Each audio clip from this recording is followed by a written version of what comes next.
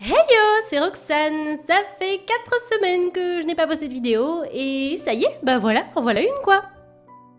J'ai pris des vacances et ça va beaucoup mieux. Quand je suis partie, je vous avais dit en vidéo que c'était pas trop la forme. Mais maintenant ça va et je vous poste aujourd'hui une illustration sur laquelle j'ai passé pas mal de temps. Ça fait un bon moment que je suis dessus.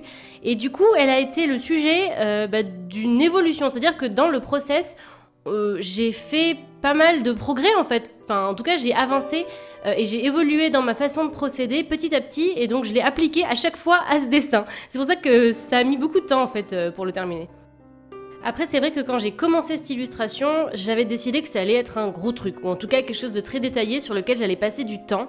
Et la pose elle-même du personnage est inspirée d'une illustration de Sakimi-chan, peut-être que vous connaissez déjà, en tout cas, si vous ne connaissez pas, je vous invite à aller voir un petit peu ce qu'elle fait. C'est vraiment super joli et le niveau de détail dans ces illustrations est impressionnant. Le personnage ici est Kuja de Final Fantasy IX, vous l'aurez reconnu et puis c'est aussi écrit dans le titre. J'adore son look, comment il est, sa façon de bouger aussi dans le jeu. C'est un de mes méchants de FF préférés. Il y a Sephiroth aussi qui concurrence pas mal. Mais voilà, j'avais vraiment envie de faire un fanart de lui. J'avais fait Jidan dans une vidéo précédente, il y a un an ou un petit peu plus. Mais voilà, c'est un univers de façon FF9 que j'ai toujours aimé.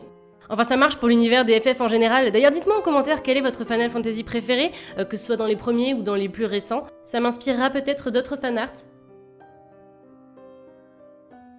Dans la vidéo précédente, je m'étais basée sur un line cleané. D'ailleurs, je vous mets le lien en haut à droite pour que vous puissiez aller la voir. Mais cette fois-ci, c'était vraiment du sculpting, si je peux dire ça comme ça. Il n'y avait pas de line, c'était vraiment du petit à petit, mettre les couleurs, essayer de gérer les ombres, les lumières, etc.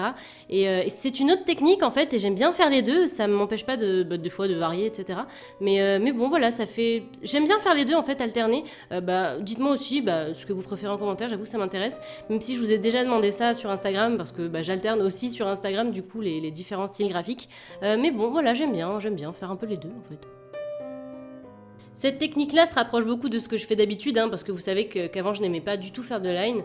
Et maintenant, c'est petit à petit en fait que je commence à réapprécier les lignes. D'ailleurs, après ces vacances, j'ai l'impression d'avoir vraiment retrouvé cet amour du trait et de laisser beaucoup plus parler ma patte parce que j'ai repris pendant du coup mes 2 semaines de pause du traditionnel. Et il y a plein de choses, de sensations et le fait de prendre son temps aussi quand on trace sa ligne, etc., ses lignes de manière générale, que j'avais un peu oublié pour le côté logiciel technique, couleur, etc.